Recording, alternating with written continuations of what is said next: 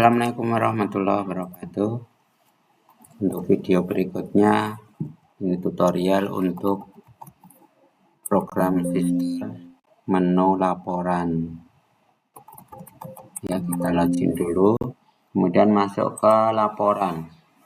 Laporan yang pertama itu ada master, itu ada laporan data customer, berarti ini bisa melihat data-data customer yang ada di program kita.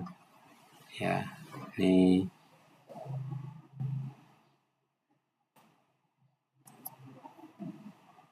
laporan, kemudian data supplier,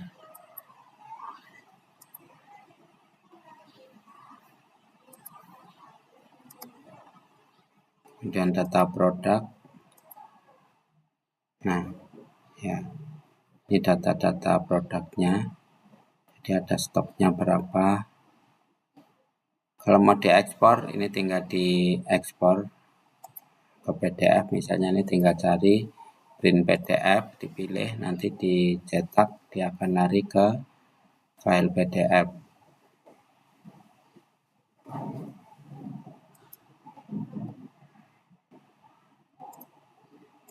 Atau diekspor dari sini, yang kiri atas itu ada tool icon menu, gambar ini amplop ya,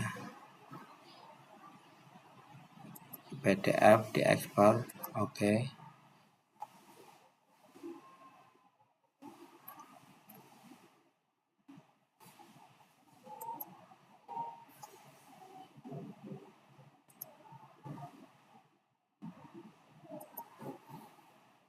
Kemudian laporan persediaan. Laporan persediaan ini untuk melihat laporan persediaan yang ada di toko kita atau perusahaan kita. Jadi nilainya ada berapa. Nanti kita akan bisa melihat, bisa memantau dengan sistem desktop ini. Kita bisa memantau nilai persediaan yang ada di toko atau perusahaan kita.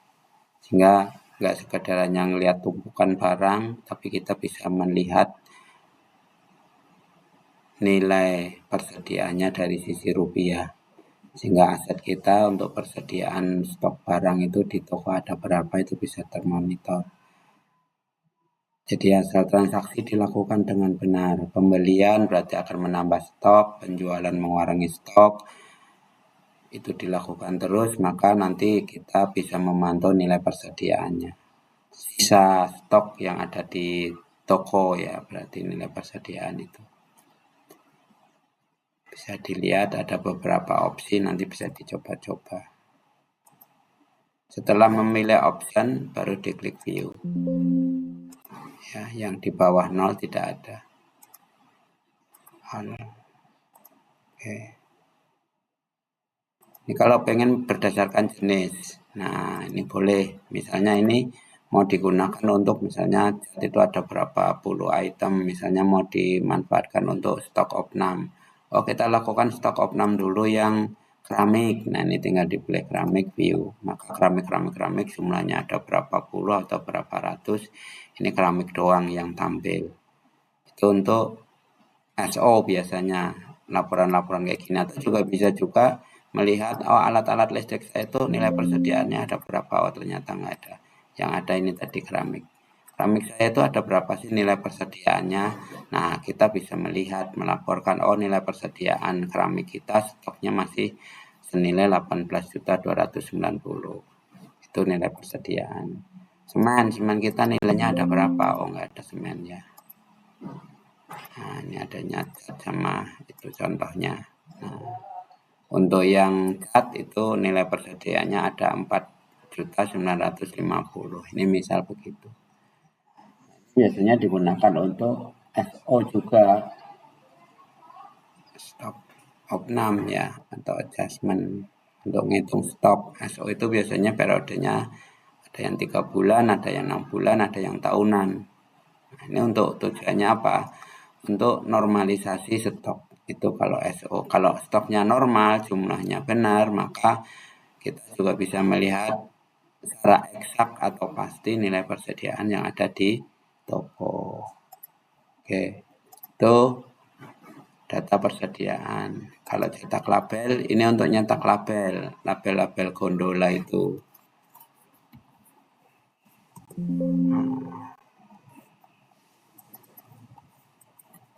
Nah, ini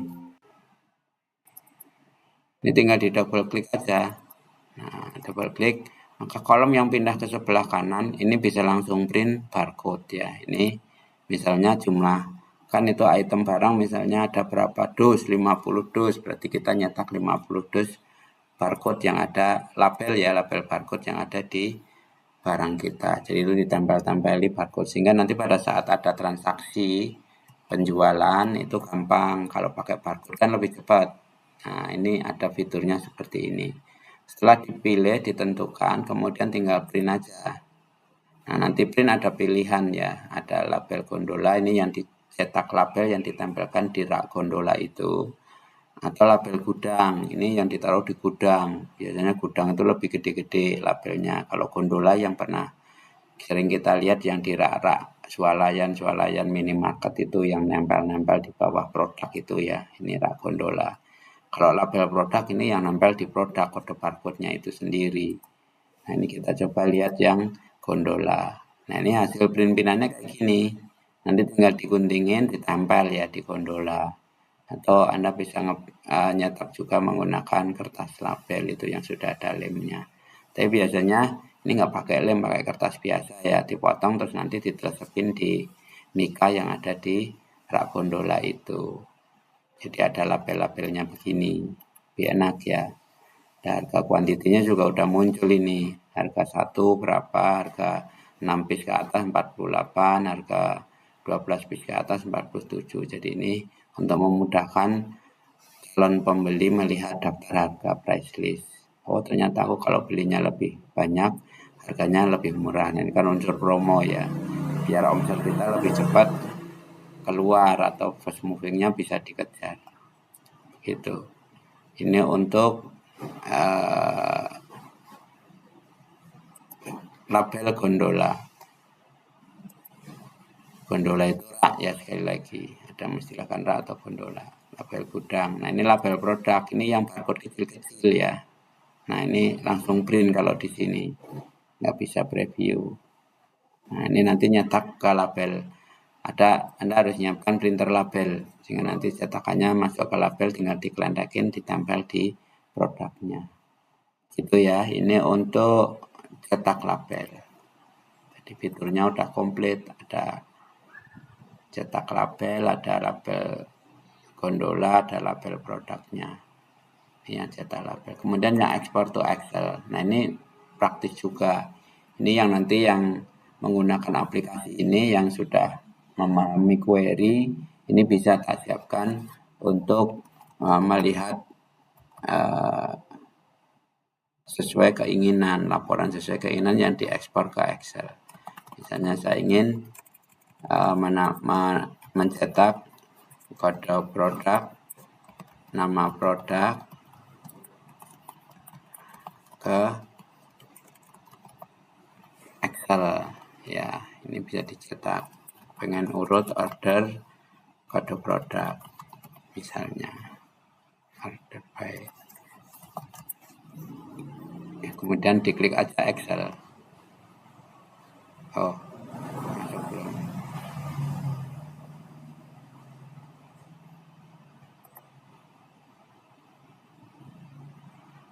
Ini ada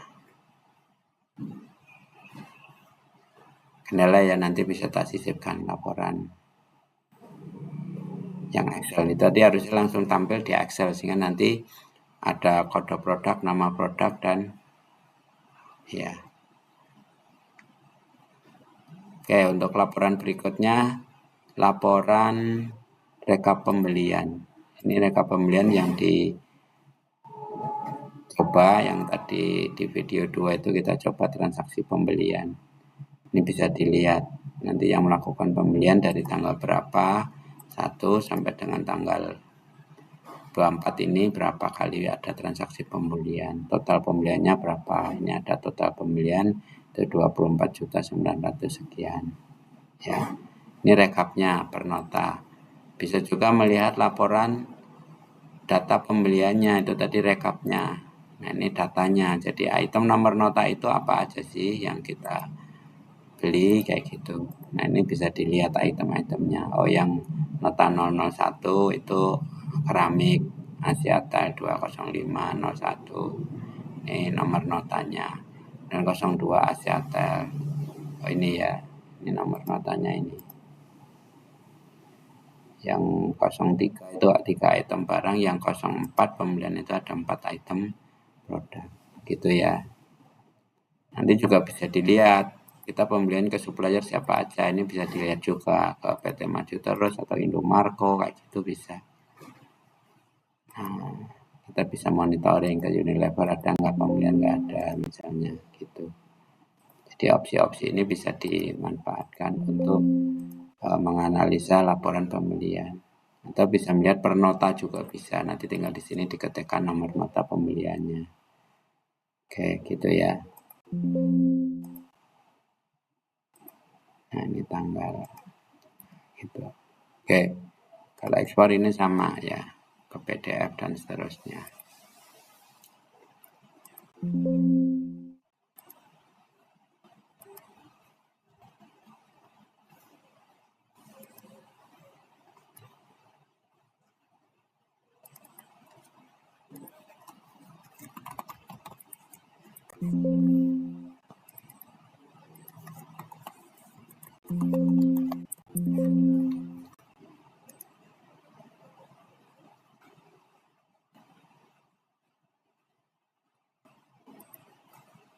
Juga laporan hutang ya, jadi laporan hutang itu bisa kita lihat lewat laporan hutang. Jadi kalau kita kulakannya atau pembeliannya ke supplier itu ada tempo ya, berarti nanti akan masuk ke laporan hutang.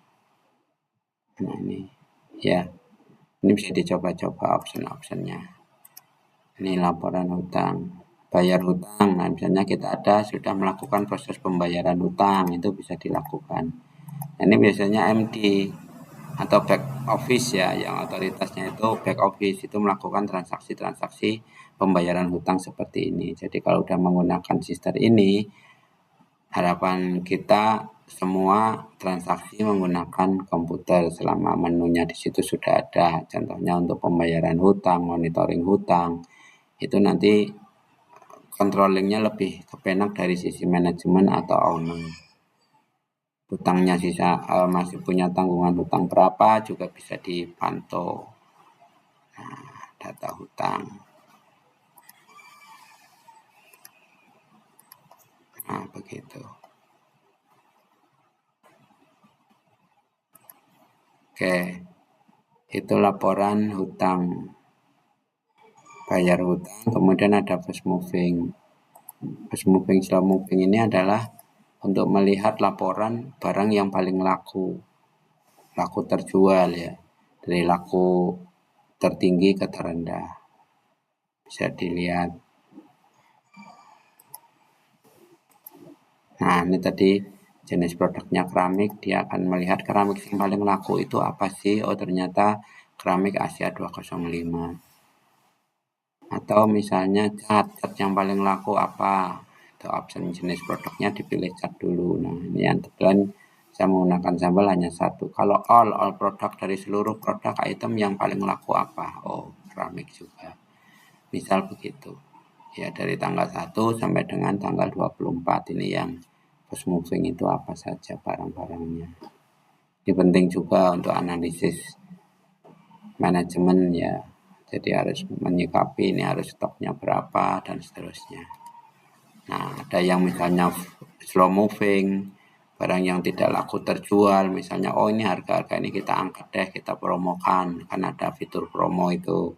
Nah, misalnya harga di margin dinapetin biar harga itu stok-stok yang ada di situ bisa keluar, karena slow moving itu barang yang kurang laku ya. Nah, apalagi slow moving kok kulakannya banyak, ini kan parah ya bagian administrasinya. atau bagian back office-nya. Nah, ini sebagai warning, jangan sampai mengambil keputusannya untuk pembelian atau belanja atau pulakan itu over. Kalau overdosis ya repot ya. Jadi nanti stok itu uang terlalu lama ngendon di fisik, nanti nggak muter-muter. Lebih baik digunakan untuk memburu atau belanja kulakan yang barang-barang fast moving sehingga perputaran uangnya itu lebih cepat di perusahaan ini. Itu tadi laporan fast moving dan slow moving ya. Laporan rekap jual ini sama ya, data penjualan, retur. Nah, ini sama kayak pembelian prinsipnya. Ya, tinggal dilihat aja. Ini contoh penjualan. Nah, penjualan ini bisa juga digunakan sebagai laporan omset. Nah, misalnya kita pengen tahu nih, omset bulan Maret itu berapa ya, kita lihat tanggal 1 sampai dengan tanggal 31 nanti. Ini tinggal di view, maka akan muncul omset selama 1 bulan. Kalau kita pengen melihat 2 bulan, ya tinggal diundurkan atau 3 bulan dari Januari misalnya. Kita tinggal pilih Januari tanggal 1 sampai dengan 31 Maret. Ini berarti omset selama 3 bulan dan seterusnya ya. Nanti bisa dicoba-coba. Opsi ini, fitur ini bisa dicoba-coba. Nah, kalau misalnya nanti ada bug, ada error, itu bisa komen di kolom komentar. Nanti kita sempurnakan, kita upload lagi. Oke, ini penjualan ya. Kemudian mutasi divisi. Nah, ini mutasi divisi ini kalau ada yang toko itu lebih dari satu. Gudangnya lebih dari satu.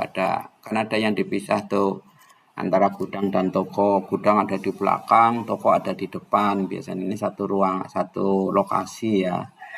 Nah, di belakang dikasih komputer, di depan dikasih komputer. Komputernya komputer kasir misalnya yang di depan. Tuh. Jadi mutasi dari gudang ke toko.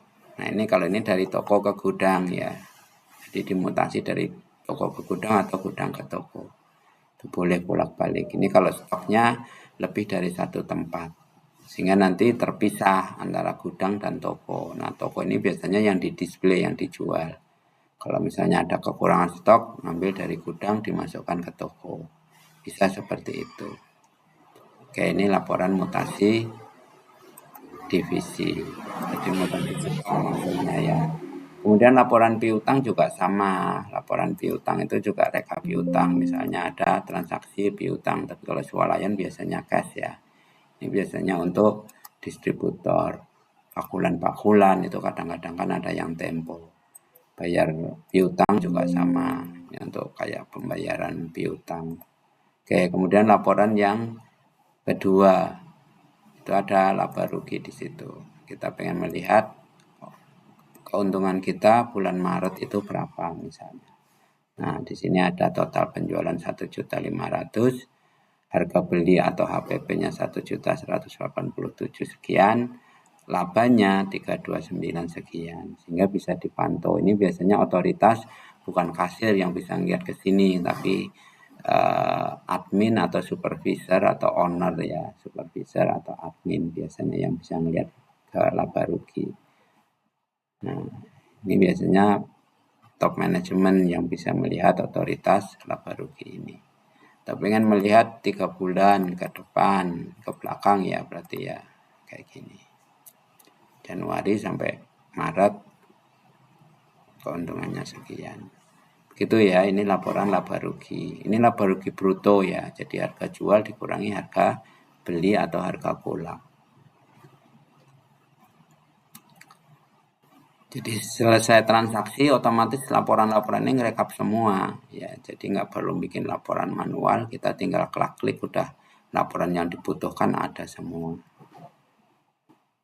Nah, rekap debit itu kalau misalnya ada transaksi yang menggunakan pembayaran pakai debit bank, misalnya BCA atau BNI atau apa gitu, atau bank yang lain lah. Itu bisa menggunakan ini. Nah, itu ada contoh debit BCA itu menggunakan 135.000 misalnya. Itu ya. Oke. Debit BNI 225.500. Ini laporan rekapan debit sehingga nanti bisa dipilah karena yang disetorkan sama si kasir biasanya kan hanya cashnya. Yang lewat debit kan mestinya di bank, maka pihak manajemen atau admin itu bisa cross check, oh debitnya sekian nih di laporan transaksi, lihat di mutasi yang ada di rekening banknya, benar nggak dari BCA itu 135 hari ini. Untuk BNI itu 225.500. Nah, itu bisa di cross check laporan antara laporan di sister dengan di mutasi yang ada di bank untuk transaksi atau pembayaran penjualan yang pelanggan menggunakan debit. Itu ya, atau menggunakan QRIS sekarang yang lagi tren kan QRIS, itu bisa juga ditambahkan. Nah, gitu. Itu debit.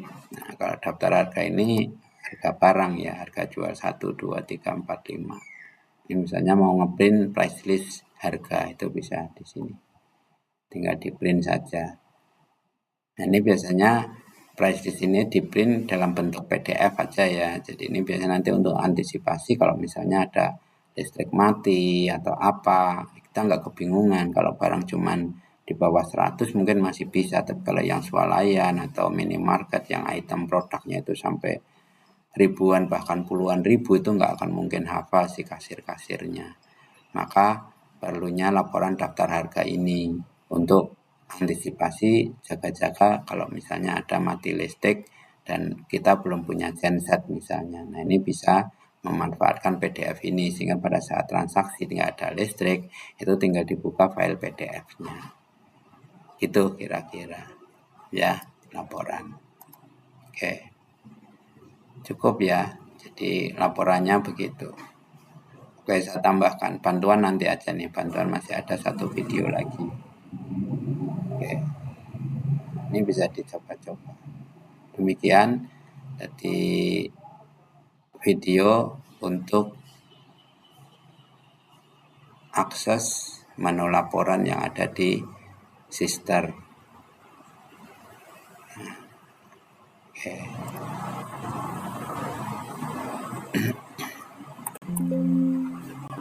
Itu terima kasih. Assalamualaikum warahmatullahi wabarakatuh. Mudah-mudahan ada manfaatnya.